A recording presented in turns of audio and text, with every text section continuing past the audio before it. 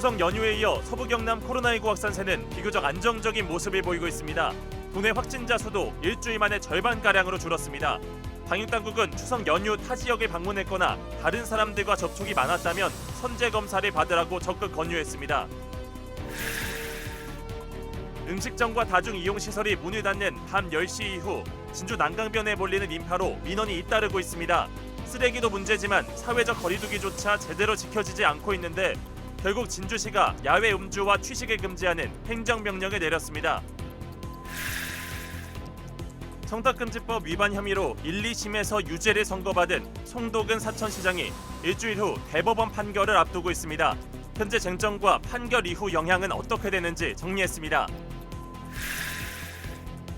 지난 5년간 정규직만 2,000명 이상 채용했던 LH.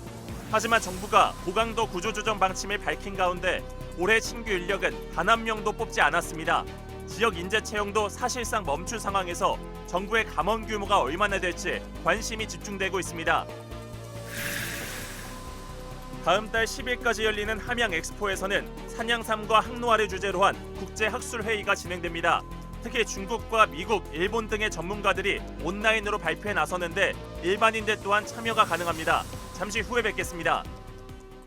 통하는 건 말이지. 이 사람한테 딱 통하고 저 사람한테 딱 통하고 당신에게도 딱. 초월홍삼은 고함량 컴파운드 K로 체질 초월, 흡수 초월, 모두에게 딱 통하는 홍삼. 초월홍삼. 새로운 장례 문화의 빛 한빛 장례식장. 합리적인 가격의 종합 장례 서비스로 고인의 마지막 길에 정성을 다하겠습니다.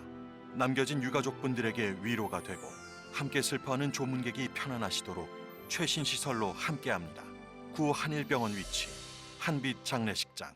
전통과 식생활이 공존하는 콩지은 체험교육농장. 준비된 선생님과 함께 전통 발효 음식에 대해 공부하고 체험해보는 콩지은. 콩지은은 건강한 환경과 음식을 통한 발효치유 농장입니다. 아이와 가족이 함께 체험할 수 있는 콩지은 체험교육농장. 시청자 여러분 안녕하십니까? SCS 뉴스인타임 시작합니다. 추석 연휴부터 서부 경남 코로나19 확산세는 비교적 안정적인 모습입니다.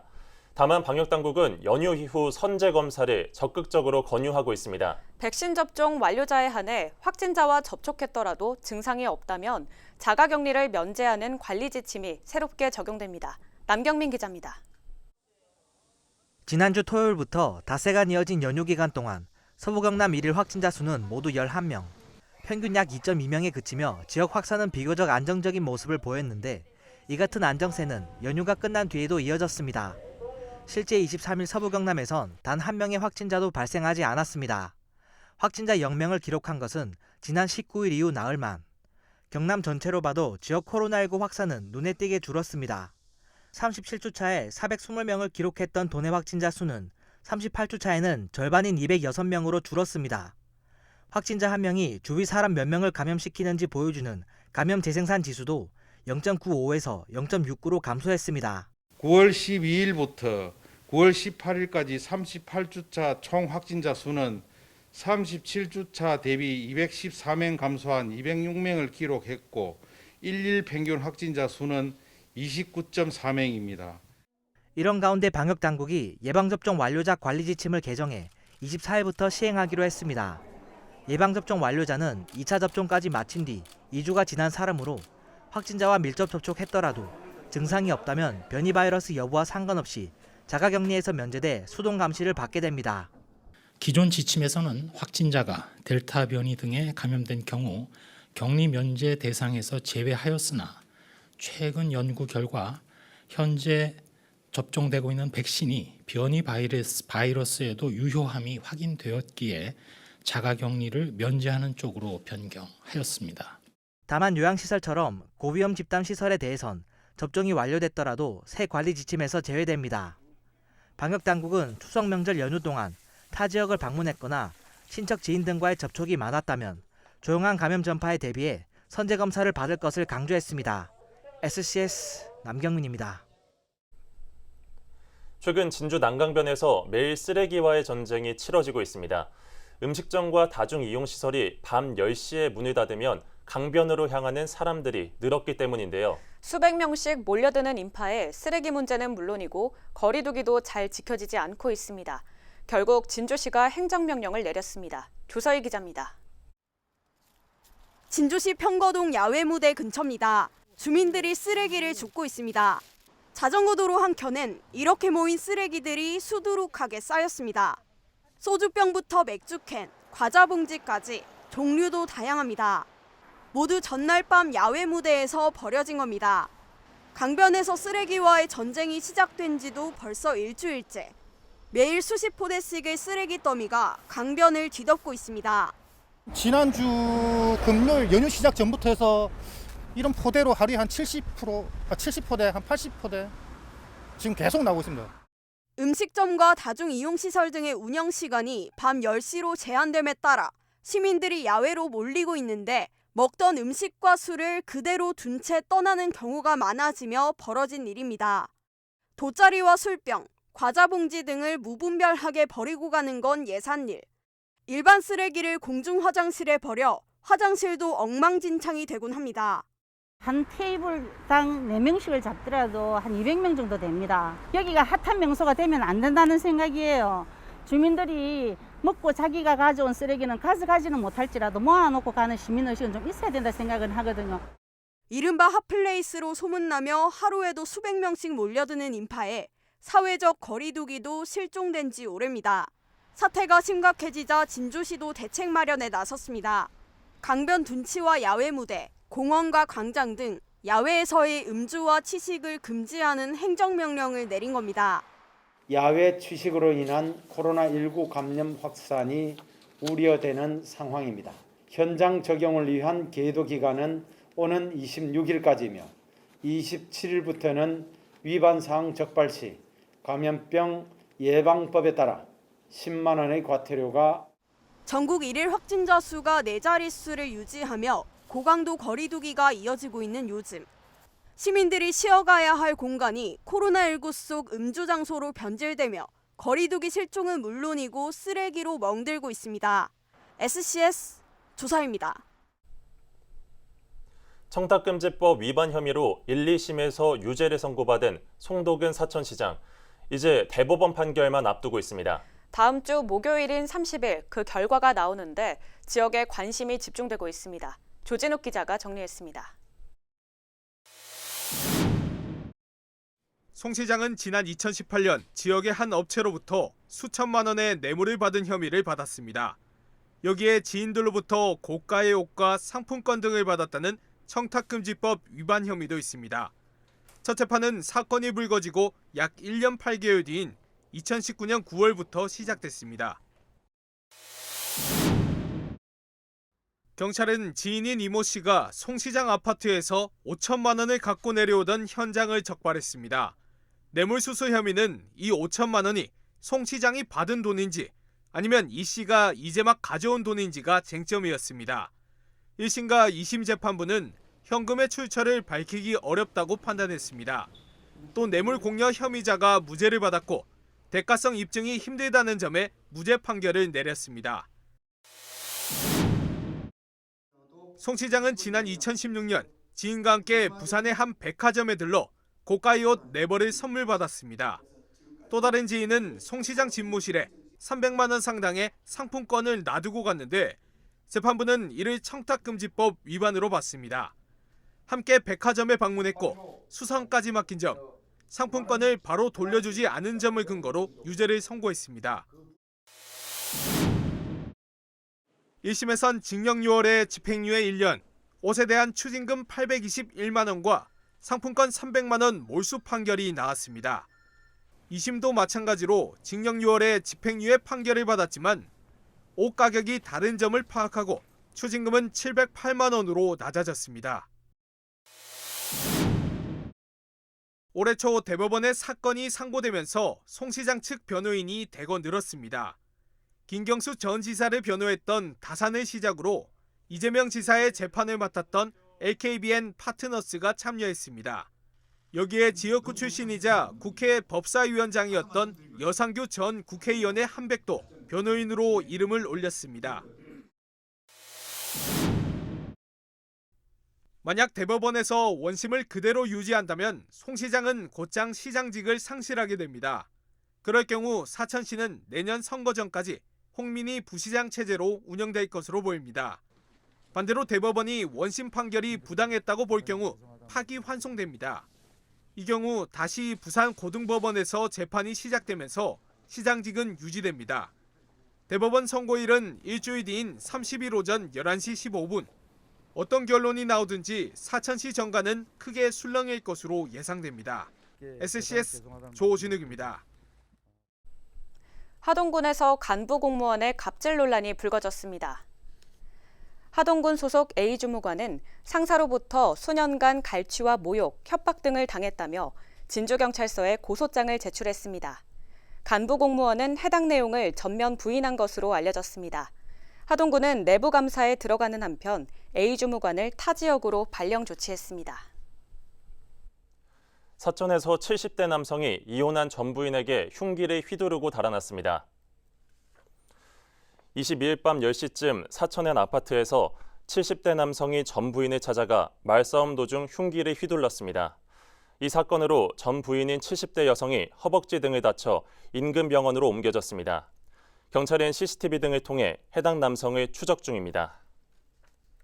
진주에서 승용차가 사진관으로 돌진하는 사고가 발생했습니다. 23일 오후 5시 30분쯤 진주 갤러리아 백화점에서 진주교 방면으로 가던 소형 차량이 한 사진관에 돌진했습니다. 이 사고로 운전자와 사진관 주인이 부상을 입었습니다. 경찰과 소방당국은 목격자와 운전자의 진술을 토대로 정확한 사고 경위를 조사 중입니다. 국민의힘 경남도당이 내년 대선과 지방선거를 대비해 도당 당직 개편을 단행했습니다. 도당은 먼저 원내 수석 부위원장에 진주시을 강민국 국회의원을 임명하고 원내 수석 부위원장에 김해시각 홍태용, 양산시을 나동현 당협위원장을 선임했습니다. 또 지역별 정책 이슈를 파악하기 위한 정책지원단장을 신설해 하승철 전 부산진해 경제자유구역청장을 단장으로 임명했습니다.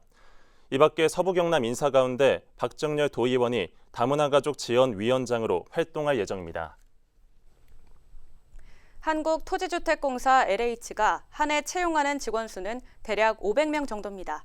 자회사나 인턴 채용까지 포함하면 그 수는 훨씬 더 늘어나는데요. 하지만 혁신안 발표 이후 채용 계획이 멈췄고 향후 전망도 그리 밝지 않은 실정입니다. 김현우 기자의 보도입니다.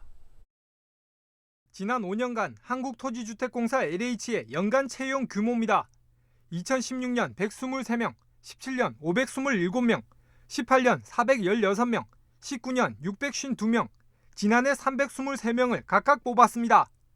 정규직만 2,000명 넘게 채용한 셈인데 국가정책의 원활한 수행은 물론 현 정부가 내세우는 일자리 창출에도 긍정적인 영향을 끼쳤습니다. 특히 혁신도시 조성의 가장 큰 목적인 국토균형 발전 효과도 빼놓을 수 없습니다.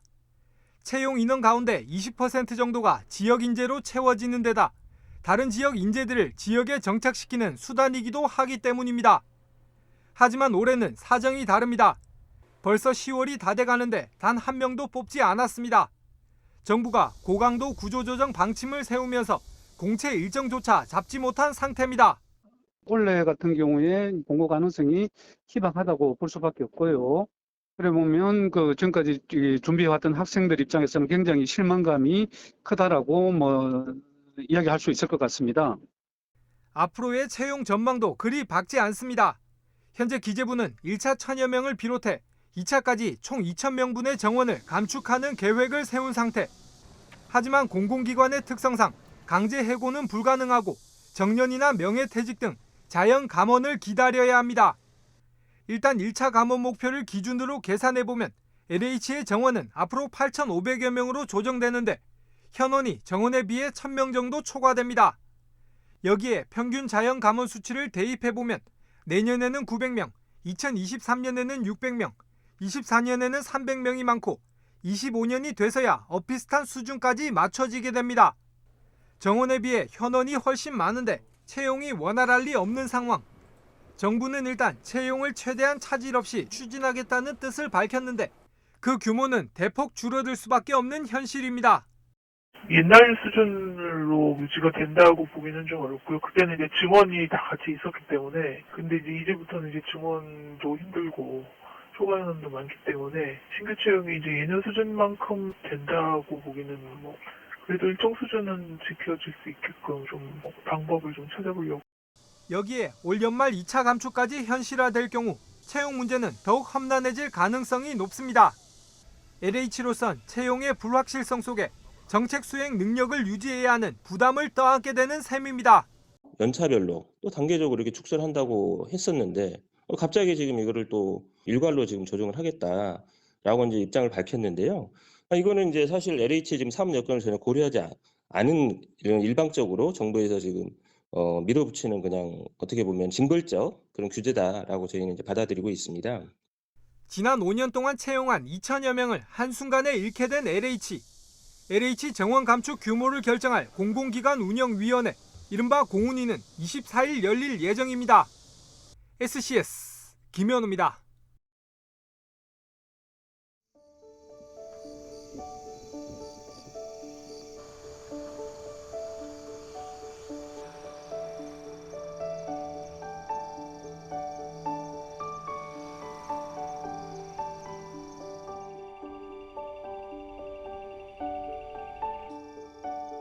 가을철 벚나무가 이렇게 꽃이 피는 현상이 가끔 발견이 되고 있는데요. 일반적으로 가을철 기온이 낮아졌다가 갑자기 기온이 어느 정도로 이제 상승을 할 때 이 나무가 그 봄철로 인식을 해서 꽃이 피는 그런 현상들이 좀 발견이 되고 있습니다.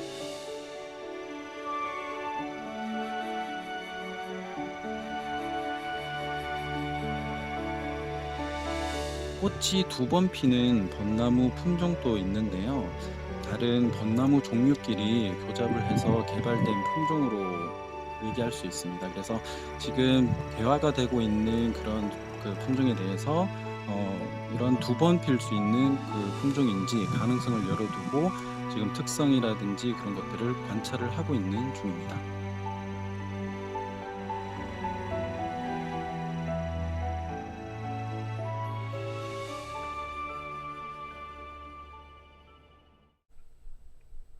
엑스포 기간 함양에선 산양삼과 항노화를 주제로 국제학술회의가 진행됩니다. 엑스포 이후 지역 기반 산업의 방향을 설정할 주요 행사인데요. 이번 학술회의에선 국내외 석학들이 항노화 산업의 연구와 성장, 세계화 방안 등에 대해 논의해 관심을 모았습니다. 양진호 기자입니다. 현재 국내 산양삼 관련 R&D 투자는 중소, 중견기업과 대학을 중심으로 이뤄지고 있습니다. 그 비율이 80%를 넘는데 결국 산양삼은 국공립연구소와 정부기관의 투자가 여전히 미미한 분야라 할 수 있습니다. 전체 투자금 규모도 인삼과 비교했을 때 상당히 적은 수준입니다. 2019년 한 해 투자된 금액은 약 24억 원에 불과한데 이마저도 2018년과 비교해 절반 수준으로 줄어든 수치입니다. 이번 국제학술회의에선 이와 같은 데이터를 근거로 산업 활성화 방안에 대한 논의가 이뤄졌습니다. 산양삼 같은 경우도 실제로 이제 우선 산업을 육성해야 되는 게 좀 급하기 때문에 아마 중소 중견기업이 좀 많은 부분을 차지하지 않나라는 생각이 드는데, 근데 그러면 대학이 또 왜 많은 부분을 차지할까라고 봤을 때 사실 아직 중소 중견기업이 투자할 여력이 아니라 R&D를 수행할 여력 자체도 별로 없을 수도 있겠다라는.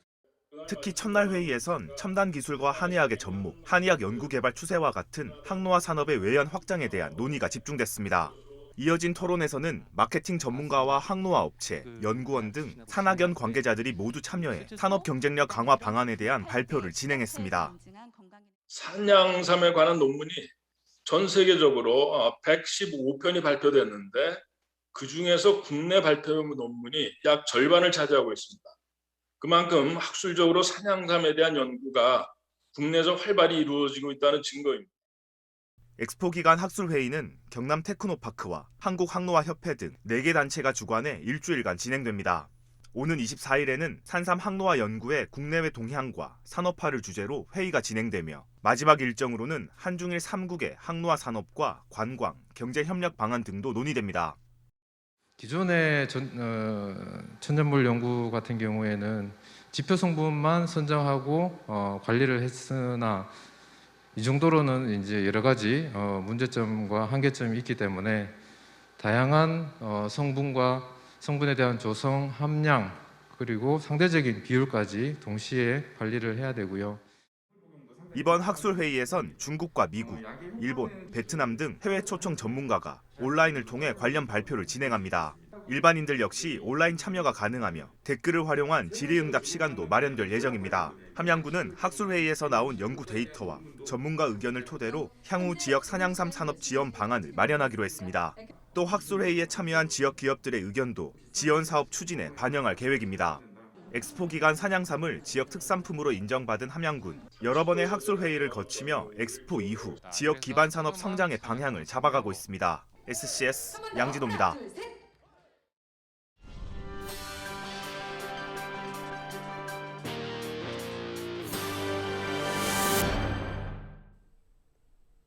진주시가 진주학 적립구상 용역 최종 보고회를 열었습니다. 진주시는 23일 진주시청 상황실에서 진주학 적립을 위한 최종 보고회를 개최했다고 밝혔습니다.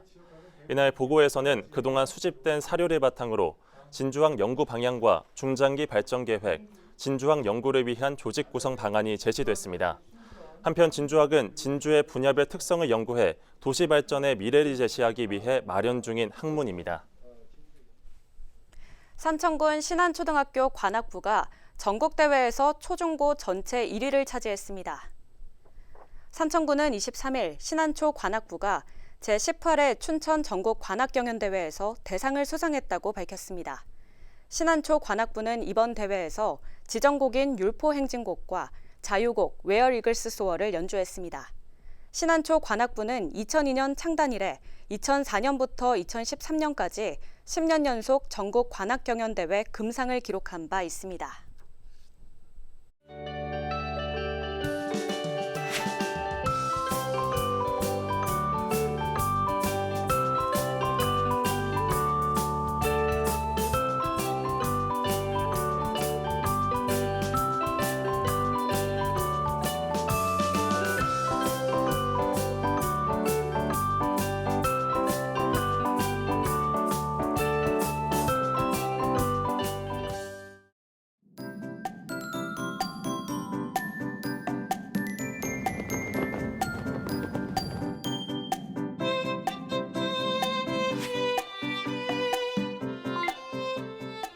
가을로 접어들면서 아침 기온이 조금 차갑게 느껴집니다. 금요일에도 일교차가 10도 이상 벌어지겠는데요. 아침에는 14도로 출발해서 한낮은 26도 보이겠습니다. 또 대체로 구름 많은 하늘이 예상됩니다. 이후 토요일에는 한낮에 25도 보이며 점차 흐려지겠습니다. 계속해서 큰 일교차에 감기 걸리지 않도록 유의해 주시기 바랍니다. 자외선 지수는 높음 수준, 불쾌 지수는 보통 단계가 예상됩니다. 남해를 제외한 전 지역 모두 오후엔 구름 많겠습니다. 기온을 살펴보면 함양은 아침에 13도, 사천은 18도로 출발하겠고요. 한낮에는 25도에서 26도 분포 예상됩니다. 남해 동부 앞바다는 종일 구름 많겠습니다. 물결은 오후에 비교적 잔잔하겠고 바람은 오후에 강하게 불 전망입니다. 주간 날씨입니다. 주말부터 다음 주 초반까지는 대체로 흐리거나 구름 많겠습니다. 그러다가 수요일 오후에는 한 차례 비가 내리겠습니다. 날씨였습니다. 이상으로 SCS 뉴스인타임을 모두 마칩니다. 시청해주신 여러분 고맙습니다.